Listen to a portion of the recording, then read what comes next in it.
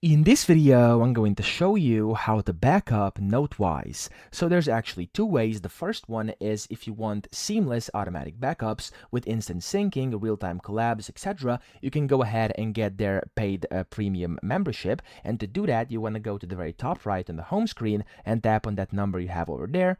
And then you can just basically tap on Use Cloud and you can get their membership or the subscription, which basically will allow you to use Notewise Cloud, which will make your automatic backups automatic and you won't have to do anything. So that's the most convenient. However, if you want to continue as a free user, over here in the home tab, there's also an option for that, but it's a bit more manual. So the first thing you have to do, you want to select all the notes you want to export to do a backup. So I'm going to go ahead and tap on that check mark just below the red number 8 at the very top right. Tap on that, and when you do it, you'll be able to select all the notes. I only have one, so I'm going to tap on this. There we go.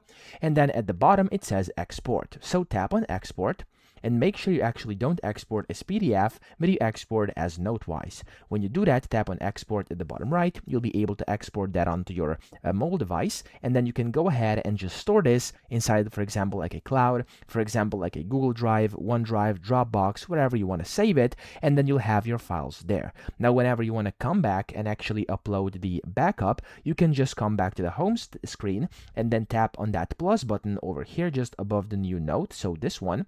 Tap on it and then tap on import Notewise file, and then here you'll just be able to go ahead and import your Notewise files from your device, from your drives, wherever you have them, and that way you've basically done a backup and then imported your backup back into the app. So that's how easy it is. I hope this video helped you out. If it did, please subscribe to the channel and help me out as well.